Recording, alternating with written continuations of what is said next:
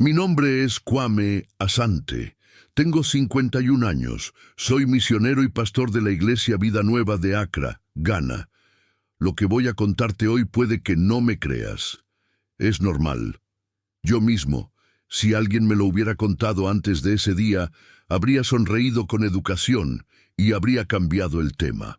Pero te juro por la sangre de Jesucristo, que derramó en la cruz por ti y por mí, que cada palabra que vas a escuchar es completamente real. Hay testigos, hay documentos. Hay personas vivas hoy que pueden pararse frente a una cámara y confirmar todo lo que estoy a punto de decirte. Era septiembre de 2022, en Lagos, Nigeria. Yo había llegado 4 días antes para impartir un taller de adoración en la Iglesia Fuente de Vida, una congregación de barrio con 180 miembros en el distrito de Surulere. Una iglesia pequeña, de gente trabajadora, con bancos de madera gastados y un techo de lámina que retumbaba cuando llovía. No era una iglesia famosa. No tenían cámaras profesionales ni transmisiones en vivo. Solo tenían fe. Pero lo que pasó en ese ensayo cambió todo. No solo cambió a esa iglesia, no solo cambió ese barrio. Lo que ocurrió esa tarde en Lagos, Nigeria, llegó a oídos de periodistas, de médicos, de autoridades gubernamentales y hoy, años después, sigue sin tener explicación científica. Si estás viendo esto ahora mismo, no es casualidad. Dios te trajo hasta aquí porque hay algo en este testimonio que tu corazón necesita escuchar hoy. Prepárate, porque lo que realmente ocurrió esa tarde es absolutamente inexplicable. Lagos en septiembre huele a mar y a combustible. Es una ciudad que no duerme, que nunca baja el volumen. Desde el momento en que el avión aterriza en el aeropuerto internacional Murtala Muhammad, el calor te golpea como una pared sólida, húmedo, denso, el tipo de calor que se mete debajo de la ropa y se queda ahí. Las calles de Surulere estaban llenas de ruido ese martes por la mañana. Vendedores ambulantes, motos socadas zigzagueando entre los autos, música afrobeats saliendo de alguna tienda con la puerta abierta.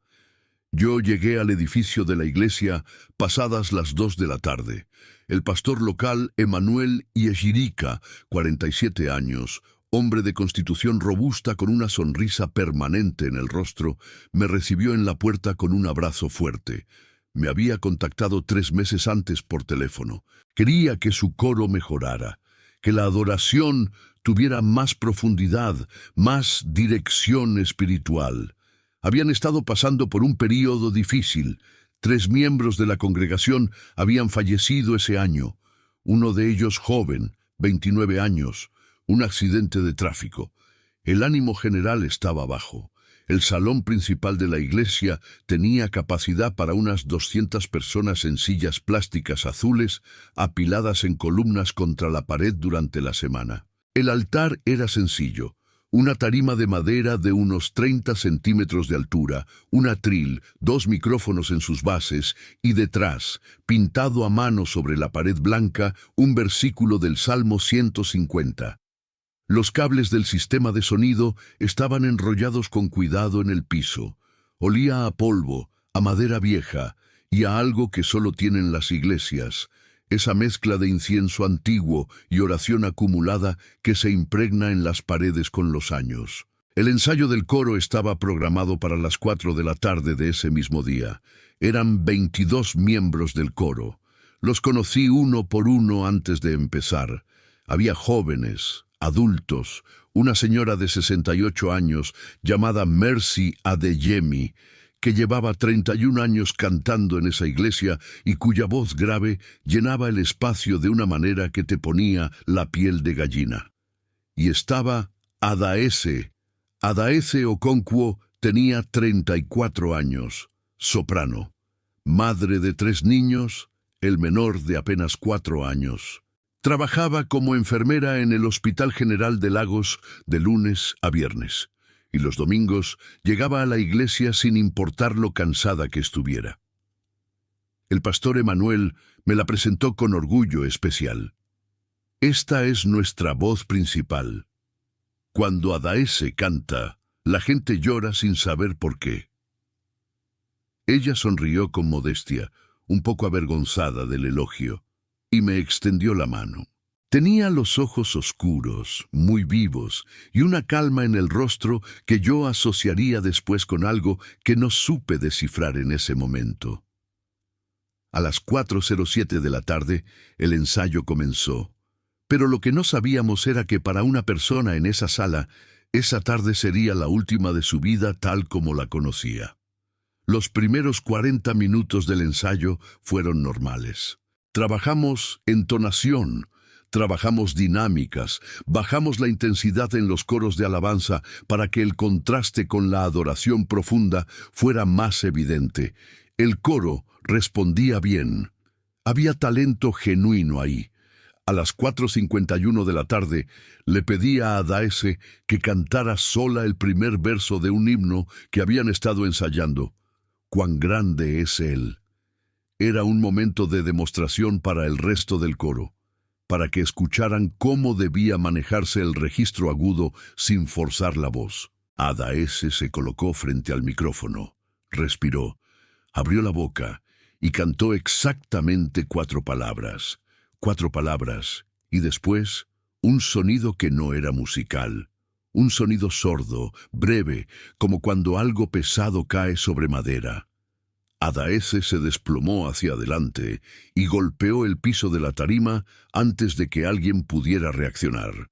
Los primeros 2 segundos, nadie se movió. El cerebro humano tarda en procesar lo que no espera. Luego todo sucedió al mismo tiempo. Gritos, sillas que se arrastraban, el pastor Emanuel empujando hacia adelante entre la gente. Yo llegué a la tarima en 4 pasos. Adaese estaba boca abajo, inmóvil. La giramos con cuidado. Tenía los ojos entreabiertos, en blanco. No había tensión muscular. Era el peso muerto de alguien completamente inconsciente. «¡Llamen a una ambulancia!», grité. Uno de los jóvenes del coro, un muchacho de 19 años llamado Tobenna, ya tenía el teléfono en la mano. Judith Nwankwo, 38 años, que trabajaba como técnica de enfermería, se arrodilló junto a Adaese y buscó el pulso en el cuello. Sus dedos presionaron 2 veces, 3 veces. Levantó la vista hacia mí con una expresión que no necesitaba palabras. No había pulso. Judith inclinó la oreja sobre la boca de Adaese y esperó 3 segundos completos. «No respira», dijo en voz baja. Y en ese tono bajo, en esa calma clínica de alguien que sabe exactamente lo que está viendo, había algo más aterrador que cualquier grito. Judith comenzó las compresiones de inmediato. 30 compresiones. 2 respiraciones de rescate. El ritmo correcto, sin pausas. El resto de la sala estaba en silencio absoluto. 21 adultos viendo en silencio cómo una mujer de 34 años, madre de 3 hijos, yacía sin vida sobre la tarima donde minutos antes había cantado. Yo me arrodillé al otro lado del cuerpo de Adaese y puse mis manos sobre sus hombros y empecé a orar. No con volumen, no con dramatismo, con la desesperación silenciosa de alguien que sabe que no tiene más recursos que ese. «Señor», dije en voz baja, «esta vida es tuya, tú la creaste, tú decides». El reloj en la pared marcaba las 4:54 de la tarde. La ambulancia tardó 19 minutos en llegar. En Lagos, con el tráfico, 19 minutos es rápido. Pero cada uno de esos minutos en la sala se sentía como una hora. Judith no dejó de hacer compresiones.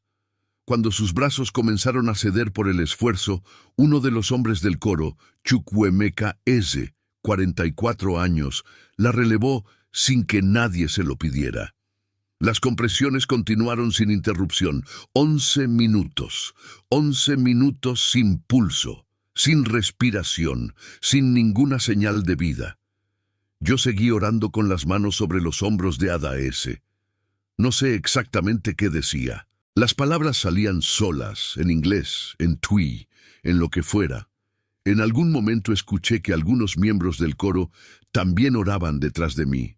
No todos, algunos lloraban en silencio, otros simplemente estaban paralizados, pero había voces que oraban, voces que no pedían, que declaraban: «Vive en el nombre de Jesús, vive».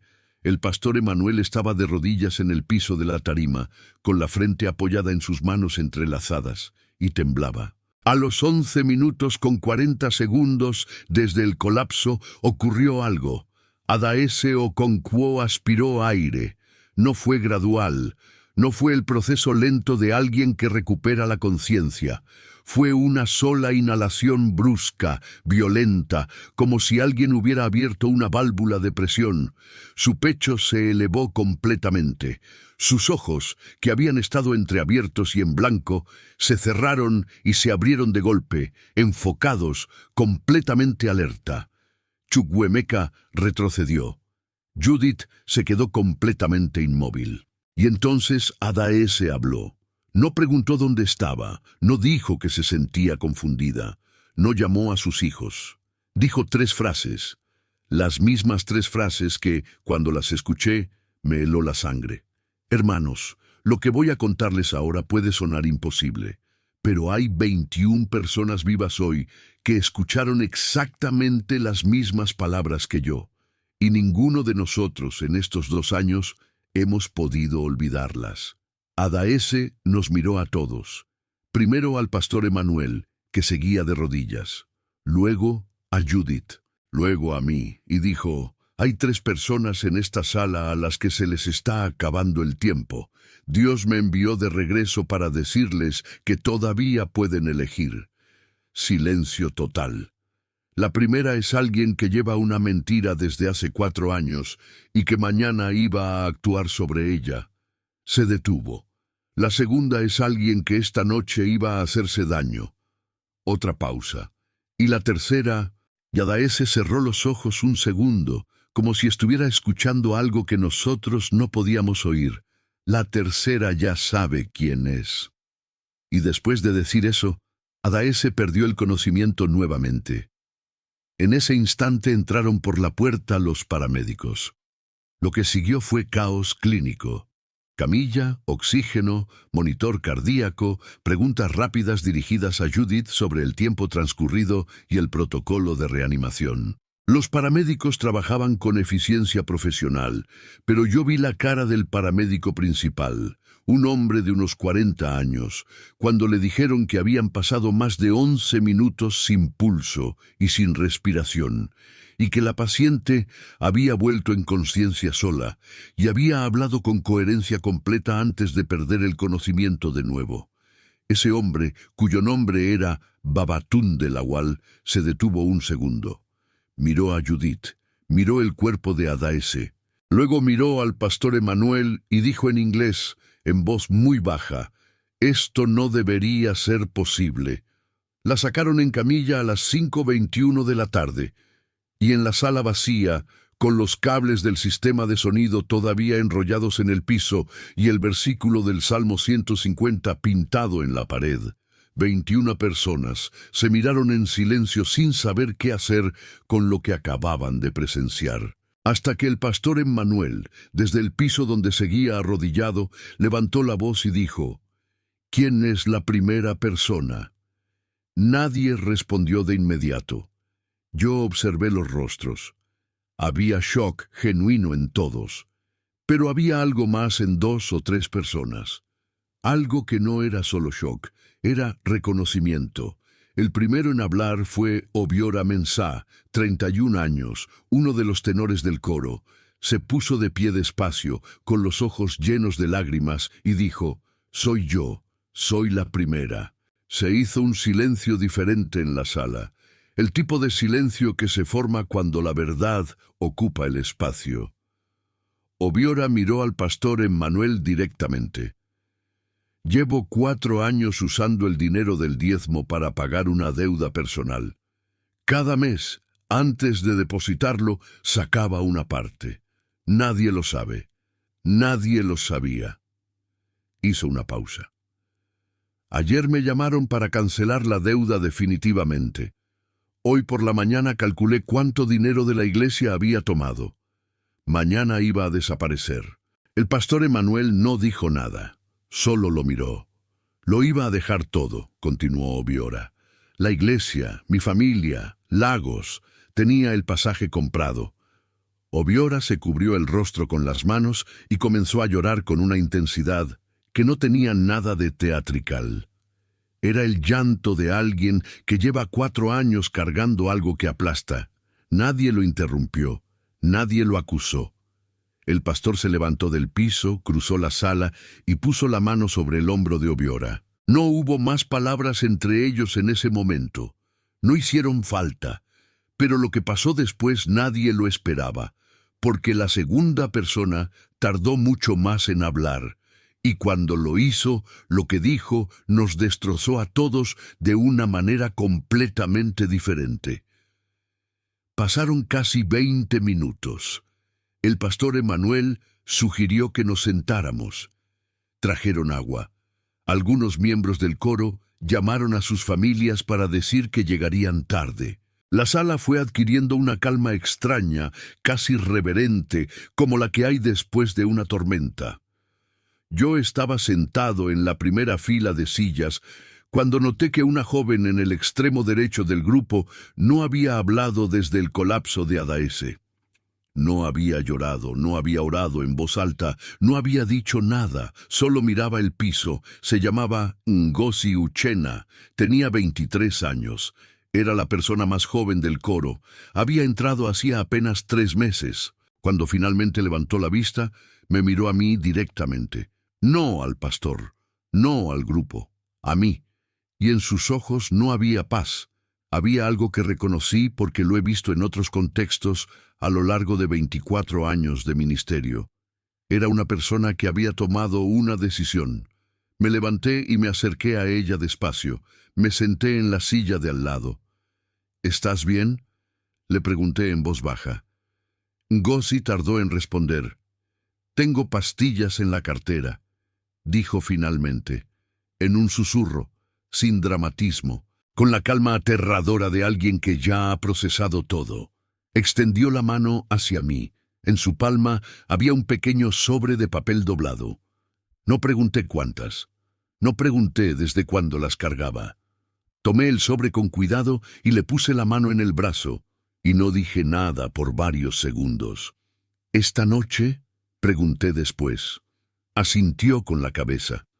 Ngozi Uchenna pasó las siguientes 2 horas hablando, primero conmigo, luego con el pastor Emanuel, luego con una consejera de la iglesia que llamamos de emergencia, una mujer llamada Abimbola Cocker, psicóloga cristiana de 46 años, que llegó al edificio en 40 minutos. Lo que Ngozi cargaba era una historia de abuso, de silencio, de vergüenza acumulada durante años que le habían enseñado a no nombrar. Había entrado al coro 3 meses antes buscando algo que no sabía cómo pedir.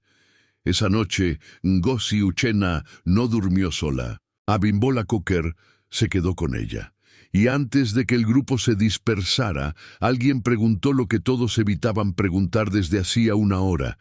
¿Quién es la tercera persona? Hermanos, antes de contarles lo que pasó a continuación, necesito pedirles algo muy importante. Si esta historia está tocando tu corazón, si sientes que Dios te trajo hasta aquí por una razón, necesito que hagas algo ahora mismo. Presiona el botón de suscripción. ¿Por qué te pido esto?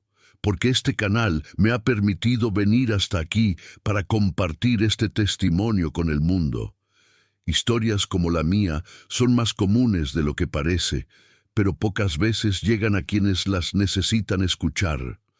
Al suscribirte, no solo apoyas este canal, ayudas a que más personas como yo puedan traer sus testimonios aquí, narrados por este hermoso canal que Dios está usando para tocar corazones. Si ya estás suscrito, déjame tu opinión en los comentarios. ¿Has vivido algo similar? ¿Qué te está enseñando este testimonio? Tu experiencia puede ser exactamente lo que otra persona necesita leer hoy. Y ahora sí, déjame contarte quién era la tercera persona. Porque eso, hermanos, es lo que cambia absolutamente todo en esta historia. Nadie respondió la pregunta esa noche. El grupo se fue dispersando lentamente. Eran casi las 8 de la noche y había familias esperando, niños que cenar. El pastor Emanuel cerró el edificio de la iglesia con la promesa de que llamaría al hospital a primera hora de la mañana para saber de Ada S. Yo regresé al pequeño cuarto que me habían asignado en la casa del pastor, a 4 cuadras de la iglesia. Me senté en el borde de la cama y estuve mucho tiempo sin hacer nada, solo mirando el piso, procesando. Había sido testigo de una muerte clínica de 11 minutos y 40 segundos. Había escuchado a una mujer pronunciar palabras que precisas, específicas, verificables, en el momento en que recuperó la conciencia. Había visto a un ladrón confesar. Había recibido de manos de una joven un sobre con pastillas que ella pensaba tomar esa misma noche. Y todavía no sabíamos quién era la tercera persona. Dormí 3 horas. A las 5:40 de la mañana, mi teléfono sonó. Era el pastor Emanuel. Kwame, necesito que vengas ahora. Ada S. está consciente y pregunta por ti específicamente. El Hospital General de Lagos, sede Surulere, es un edificio de 5 pisos con las paredes exteriores manchadas por las lluvias de décadas. Llegué a las 6:15 de la mañana. El pastor Emanuel me esperaba en la entrada con cara de no haber dormido. ¿Cómo está?, pregunté. Estable. Los médicos están desconcertados. Dicen que no tienen manera de explicar el tiempo sin oxígeno, sin daño neurológico. Le hicieron una resonancia esta mañana temprano. El cerebro está perfectamente bien. Subimos al piso 3. En la sala de recuperación, Ada S. estaba sentada en la cama con el respaldo elevado, con un suero en el brazo derecho y un oxímetro en el dedo. Tenía mejor aspecto del que yo esperaba. No perfecta, tenía ojeras profundas y los labios secos, pero sus ojos eran exactamente iguales a los del día anterior. Vivos, enfocados, completamente presentes. Cuando me vio entrar, señaló la silla junto a la cama. «Siéntate, Pastor Kwame». Me senté. «Sé que tienes preguntas», dijo. Yo también las tenía. Cuando regresé las primeras horas estuve pensando en todo lo que vi, en todo lo que me dijeron. «¿Qué viste?», pregunté. Ada S. cerró los ojos un segundo. «Luz», dijo, «pero no como la luz del sol. La luz del sol tiene temperatura, tiene dirección. Esto era diferente, era como estar dentro de la luz, no frente a ella». «¿Escuchaste algo?» Voces, pero no con los oídos, era más como cuando recuerdas una melodía y la escuchas perfectamente, aunque no suene en ningún lugar real. Hizo una pausa. Me dijeron 3 nombres, me dijeron lo que estaban a punto de hacer, y me dijeron que regresara. ¿Solo eso? Ada S. me miró directamente. Me dijeron también que había una 4ª situación que yo no iba a conocer, que alguien más en la iglesia iba a recibir ese mensaje de otra manera. Me quedé en silencio. «Pastor Kwame», dijo Ada S. con una calma que me resultó casi sobrenatural en sí misma. «¿Quién es la tercera persona? Yo sé los nombres, pero quiero saber si ustedes ya lo descubrieron». Le dije que no, que nadie había hablado. Ada S. asintió lentamente. «Va a hablar hoy, lo sé». Y así fue. A las 10:30 de esa mañana, mientras el pastor Emanuel y yo estábamos en su oficina tomando café y hablando sobre los próximos pasos con Ngozi y con Obiora, sonó el timbre de la puerta de la iglesia. El pastor Emanuel abrió. En la puerta estaba Emeka Adeyemi, 52 años. No era miembro del coro. Era anciano de la iglesia, llevaba 14 años en la congregación, era uno de los hombres de confianza del pastor Emanuel, administraba los fondos del fondo de emergencia de la iglesia, un dinero reservado para familias en crisis. Emeka Adeyemi entró al pasillo de la iglesia, se sentó en la primera silla disponible, puso los codos sobre las rodillas y dijo sin preámbulos: «Soy la tercera persona». El pastor Emanuel se quedó de pie en la puerta. Lo que Emeka confesó en los siguientes 40 minutos tomó por sorpresa incluso a quienes creían conocerlo. Durante 3 años, Emeka había estado filtrando información confidencial de la iglesia a un grupo externo, personas que habían intentado repetidamente dividir la congregación. Les pasaba listas de miembros vulnerables, les pasaba información financiera, les había dado acceso a un grupo de WhatsApp privado del liderazgo. No lo hacía por dinero. Lo hacía porque llevaba 3 años convencido de que el pastor Emmanuel no era el líder adecuado para esa iglesia. Creía que había un candidato mejor, alguien de ese grupo externo, y que lo que hacía era necesario para salvar a la congregación de lo que él llamaba liderazgo equivocado.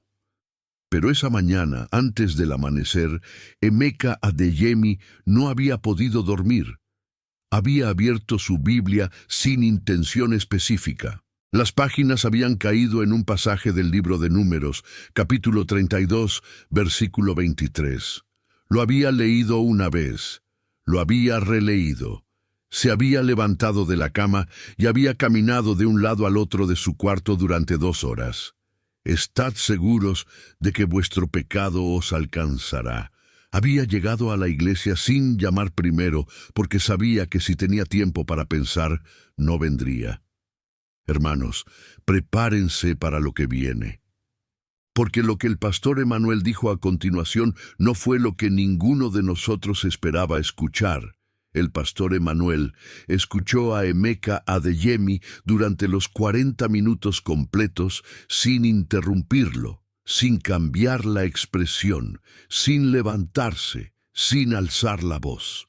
Cuando Emeka terminó, cuando el silencio entre los dos duró lo suficiente para volverse incómodo, el pastor Emmanuel se levantó, cruzó el espacio entre los dos y extendió los brazos. Abrazó a Emeka Adeyemi, no un abrazo rápido, un abrazo largo, de los que no tienen prisa. Emeka se quebró, completamente. Ese hombre de 52 años, anciano de la iglesia, padre de 4 hijos, que había cargado 3 años de traición en silencio, lloraba sobre el hombro del hombre al que había estado destruyendo. Y en medio de ese llanto, entre jadeos, Emeka dijo algo que se me quedó grabado para siempre. Nunca me preguntaste qué me pasaba. Nunca nadie me preguntó. El pastor Emmanuel lo apretó más fuerte. Tienes razón, dijo. Y lo siento. Yo estaba sentado en esa sala, siendo testigo de algo que en 24 años de ministerio no había visto con esa claridad. No solo una confesión, no solo un perdón, sino el nacimiento visible, en tiempo real, de una reconciliación que iba a cambiar la estructura completa de esa iglesia. Pero el milagro más grande, hermanos, aún estaba por venir. Esa tarde volvimos al hospital. Adaese tenía más visitantes de lo que la enfermera de turno consideraba apropiado, pero nadie los hizo salir. La habitación estaba llena de miembros del coro, de la iglesia, de algunas personas del vecindario que se habían enterado de lo ocurrido. El doctor que la atendía, el doctor Femi Okafor, 44 años, especialista en cardiología del Hospital General, entró a la habitación con una carpeta en la mano y la expresión de alguien que ha estado revisando sus propios apuntes varias veces porque no confía en lo que leen. Se detuvo al ver la cantidad de gente. Voy a necesitar un momento con la paciente y con su familia inmediata, dijo. Todos salimos al pasillo. 10 minutos después, el doctor Okafor salió también. Se detuvo frente al pastor Emmanuel y a mí. Bajó la voz.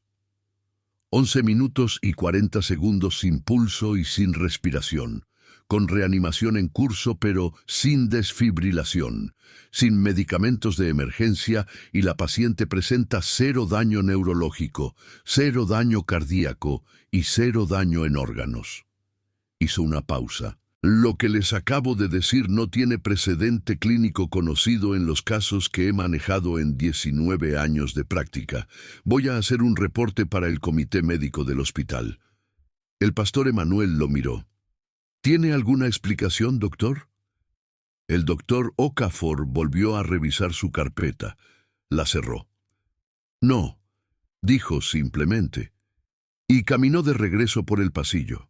Adaese recibió el alta médica 3 días después, el viernes 23 de septiembre de 2022. El domingo 25 de septiembre, cuando entró caminando por la puerta de la Iglesia Fuente de Vida para el servicio de las 10 de la mañana, 180 personas se pusieron de pie al mismo tiempo sin que nadie lo coordinara. El servicio de ese domingo duró 4 horas y media. No porque el pastor Emanuel lo hubiera planeado, sino porque cuando terminó su mensaje y preguntó si alguien quería hablar, 19 personas se formaron en fila para hablar. 19 personas que entre el martes del ensayo y ese domingo habían tenido conversaciones privadas, habían hecho llamadas telefónicas, habían escrito mensajes, habían ido a tocar puertas. 19 personas que querían contar lo que el testimonio de Adaese y lo que había pasado con Obiora, con Gossi y con Emeka había removido en sus propias historias. Esa mañana, 23 personas entregaron su vida a Cristo o renovaron compromisos que llevaban años abandonados. Pero lo que ocurrió con el grupo externo que había estado trabajando para dividir la iglesia fue algo que nadie, ni el pastor Emanuel ni yo, podríamos haber anticipado. Hermanos, mientras les cuento el impacto que este milagro sigue teniendo, quiero pedirles algo. En los comentarios, cuéntenme de qué país o ciudad están viendo este testimonio. Queremos conocerlos, queremos orar por ustedes específicamente, y si alguna vez han experimentado la protección de Dios de alguna manera, compártanlo. Tu historia puede ser exactamente la chispa que encienda la fe en el corazón de alguien más que está leyendo ahora mismo. También, si tienen algún consejo para este canal, alguna sugerencia de cómo podemos mejorar o qué tipo de testimonios quieren escuchar, díganoslo. Su opinión es muy importante para nosotros. Ustedes son la razón por la que hacemos esto. Ahora déjenme contarles lo que pasó en los meses siguientes. El grupo externo que había usado a Emeka Adeyemi como fuente de información era liderado por un hombre llamado Desmond Obi, 58 años, predicador independiente que durante años había intentado establecer una congregación propia en Surulere. Había fracasado 3 veces. Su estrategia había evolucionado. En lugar de construir, decidió desgastar congregaciones ya establecidas. Cuando Emeka hizo su confesión pública ese domingo, cuando la historia de la muerte clínica de Adaese y el mensaje que trajo de regreso comenzó a circular en el vecindario, llegó a oídos de Desmond Obi ese mismo fin de semana. El lunes siguiente, Desmond Obi tocó la puerta de la Iglesia Fuente de Vida. El pastor Emanuel lo recibió. No los confronté. No escuché esa conversación completa. Solo sé lo que me contó el pastor Emanuel después. Desmond Obi llegó sin agenda visible. Escuchó la historia de Adaese completa. Hizo preguntas. Escuchó las respuestas, y al final de esa conversación de 2 horas, Desmond Obi le dijo al pastor Emanuel algo que este último tardó varios días en terminar de procesar. Yo soy pastor desde hace 22 años, y hace 22 años dejé de creer en los milagros. Decidí que el cristianismo era una herramienta de gestión social, que la fe era psicología colectiva, que los que lideraban con convicción genuina eran o ingenuos o manipuladores. Pausa. Lo que me acabas de contar no entra en ninguna de esas categorías. Desmond Obi no se convirtió ese día. No fue dramático, no hubo lágrimas inmediatas, pero volvió el miércoles y el viernes. Y el domingo siguiente estaba sentado en la tercera fila del servicio de la Iglesia Fuente de Vida, con una Biblia en la mano que, según me dijo después, había sacado de una caja donde llevaba 11 años guardada. Obiora Mensa hizo una restitución completa. Trabajó durante 8 meses con el pastor Emanuel para devolver cada centavo que había tomado, más los intereses que él mismo calculó. Hoy, Obiora coordina el equipo de transparencia financiera de la iglesia. Es la persona que revisa los libros contables cada mes. El pastor Emanuel tomó esa decisión deliberadamente. La persona que sabe cómo robar, me dijo el pastor Emanuel en una llamada telefónica 6 meses después, es también la persona que mejor sabe cómo prevenir el robo. En Gozi Uchena pasó 4 meses en consejería intensiva con Abimbola Cocker. Hoy tiene 25 años y coordina un programa de acompañamiento para jóvenes mujeres en crisis dentro de la iglesia. No habla públicamente de lo que vivió ese martes de septiembre a menos que ella misma lo decida. Pero cuando lo hace con una claridad y una ausencia de vergüenza que, según me dijo Abimbola, es en sí misma un milagro. Emeka Adeyemi pasó 6 meses fuera de cualquier rol de liderazgo, tiempo que él mismo solicitó. Usó ese período para visitar personalmente a cada miembro de la congregación que había sido afectado de alguna manera por la información que él había filtrado. No todos lo recibieron bien de inmediato. Algunos le cerraron la puerta. Volvió, llamó, escribió cartas. Hoy, Emeka Adeyemi lidera el equipo de reconciliación de la iglesia, un ministerio que no existía antes de septiembre de 2022 y que desde entonces ha acompañado a más de 60 familias en procesos de restauración de relaciones rotas. Y Desmond Obi, hermanos, Desmond Obi es hoy copastor de una iglesia plantada en 2023 en el distrito de Isale Eco, Lagos, junto con el pastor Emanuel, una iglesia que tiene actualmente 340 miembros activos. La primera predicación que Desmond Obi dio en esa nueva congregación fue sobre el libro de Job, capítulo 42, sobre la restauración de lo que se pierde cuando se camina con honestidad delante de Dios. Me envió el audio, lo escuché 3 veces. Adaese Okonkwo sigue siendo enfermera en el Hospital General de Lagos. Sigue siendo soprano del coro de la Iglesia Fuente de Vida. Sigue siendo madre de 3 hijos, el menor de los cuales tiene ahora 6 años y que, según me contó ella en un mensaje de voz el pasado mes de febrero, ya sabe que su mamá fue al cielo y Dios la mandó de vuelta porque tenía algo importante que hacer. En enero de 2023, el doctor Femi Okafor presentó un reporte clínico ante el Comité de Casos Extraordinarios del Hospital General de Lagos. El reporte documentaba el caso de Adaese con todos los parámetros disponibles: tiempo de paro cardiorrespiratorio, estado neurológico al recuperar la conciencia, resultados de la resonancia magnética, electrocardiograma post-evento. El reporte fue revisado por 4 especialistas adicionales. Las conclusiones del panel fueron unánimes. El caso no encontraba explicación dentro de los parámetros de la medicina clínica conocida. El reporte fue archivado. Esas cosas siempre son archivadas. Pero existe. Tiene fecha, tiene firmas, tiene número de expediente y Adaese Okonkwo sigue viva, con daño neurológico 0. Cantando los domingos en una iglesia que hoy tiene 340 miembros donde antes tenía 180. Yo regresé a Accra el 28 de septiembre de 2022, 5 días después de lo que iba a ser un taller de adoración de 4 días. En el avión, mientras Lagos desaparecía bajo las nubes, intenté escribir en mi cuaderno todo lo que había visto. Llené 12 páginas. Y al final escribí una sola pregunta: ¿por qué yo? No en el sentido de por qué me tocó ser testigo, sino en el sentido inverso: ¿por qué Dios organiza su intervención de una manera que siempre necesita testigos? ¿Por qué el milagro no ocurrió en privado, sin nadie mirando? Tardé meses en encontrar una respuesta que me satisficiera, y la que encontré es simple: porque los milagros no son para quienes los reciben, son para quienes los presencian. Adaese fue resucitada, sí, pero Obiora fue liberado de 4 años de robo y traición. Ngozi fue rescatada de una decisión irreversible. Emeka fue sacado de 3 años de división silenciosa.